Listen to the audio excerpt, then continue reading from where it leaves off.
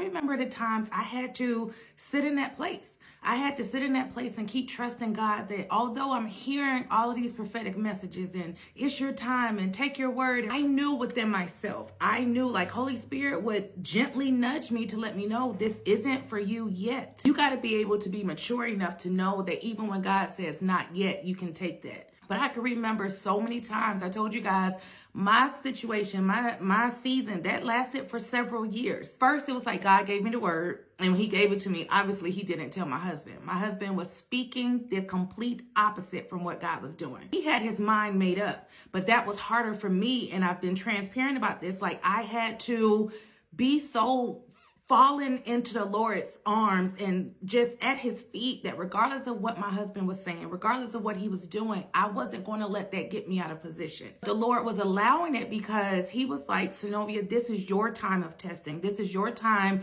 of increasing your faith and strengthening your faith muscles and getting to know my heart, because I learned so much more about the Lord during this process. I learned so much more about myself. I learned my gifts, my spiritual gifts, my kingdom assignments. So it's a lot that transpired during this time I was at the Lord's feet. Y'all, so I know how you feel like, is it ever going to happen? But this is just so hard for me. I felt the exact same way. God hardened my husband's heart toward me, but that birthed a new book.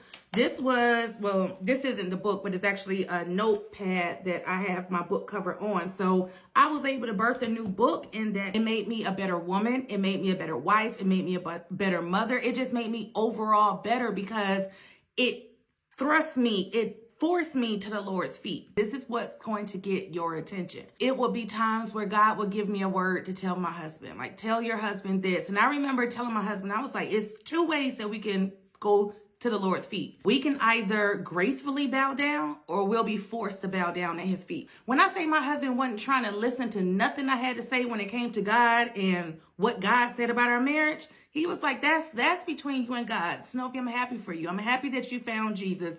And he was so nonchalant about it because my husband and I have been together since we were 15 years old and we're in our 40s now. So you do the math. For them to speak to you and treat you in a different way that you've never seen them act, that was hard for me. I had to look past what my husband was saying. I had to look past what my husband was doing. I had to look past what was going on from what I could see in the natural. It wasn't like he was walking all over me, but this was a completely different man. You know, that's how different he was in this season. But God used all of that to get me to where I am now. Had those things not transpired, I would not have known my purpose. I would not have known my gifts. You respond to my videos like you have so much wisdom and you have so much confidence and God is using you in a mighty way.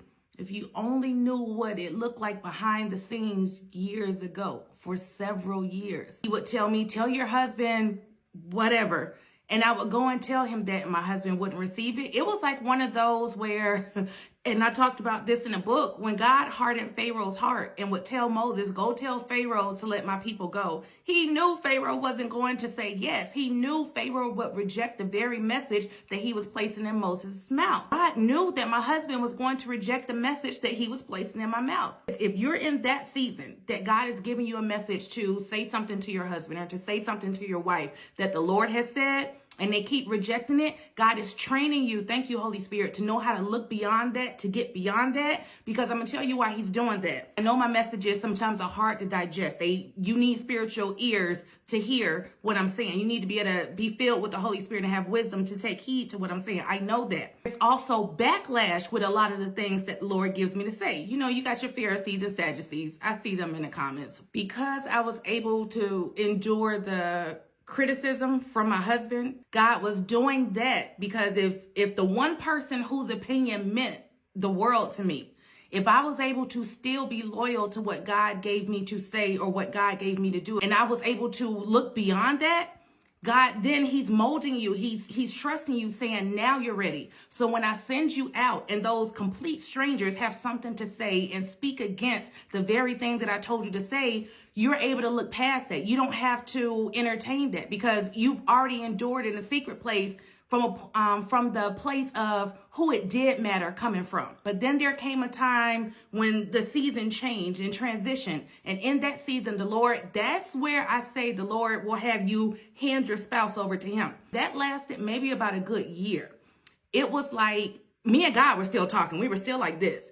But I wasn't giving my husband anything that the Lord was saying. I wasn't giving him any more warnings. But it was a time where God was like, okay, enough is enough. I already knew your husband was never going to listen to you. I already knew he wasn't going to take heed to the warnings that I was giving you. But I used that for your training. And lo and behold, he had to go through his season of exactly the things that I had tried to pre-warn him about. He wasn't trying to hear it at the time. But there did come a season and a time when everything that I told him, all of that stuff was manifest. Be prepared to look foolish for him and be okay with the consequences, knowing that God is going to vindicate you. Even if you're going through this and you're just like, Lord, but they keep talking to me any kind of way, they're treating me less than what I know I deserve. If the Lord has called you to submit there, Hagar, don't leave, because the angel ain't gonna do nothing but send you right back anyway. When your flesh keeps being up against it, nah, God wouldn't want that for me. For me, some of you, he doesn't.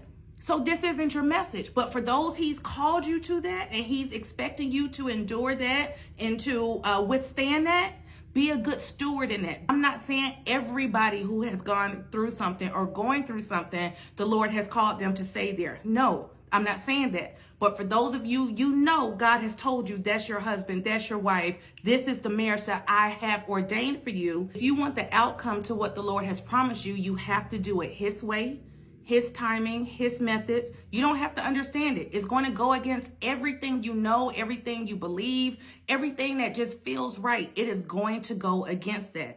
God don't care about none of that. It's only for you to submit to it. If you can't say you want what God has for you, but you've already put a timeline on it. I done went through this for a whole year. I refuse to go into 2024 dealing with this.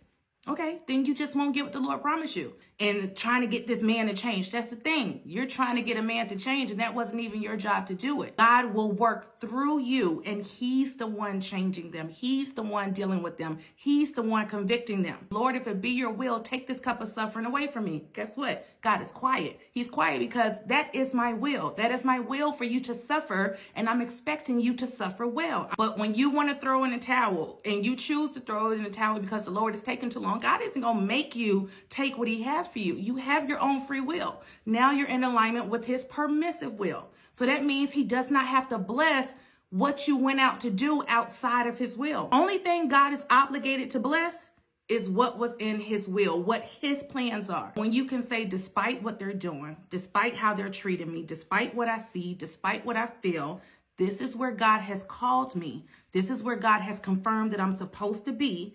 This is where God has assigned me, so this is where I'm going to stay. Look at it like a video game, and I just know Super Mario Brothers because that right there tells my age. But when you play a game, it's in levels, right? You don't go to level 2 until you've passed level 1. I don't care how many times you had to die in level 1. What does the game do? Start back over to level 1. You could get to the very end. If you don't have what was needed to require before you can go to level 2, you're not going to level 2. Before you can go on from faith to faith and glory to glory, if you haven't gotten and endured what was necessary for that level of the video game, you're not going into the next level. We'll just repeat it again. For some of you, like Monopoly, God is saying, don't pass go, go back. If you stop taking the pen and trying to rewrite your love story that God has for you, give him the pen back. Whatever it is you have to endure and give God your yes for, that's what he's expecting of you.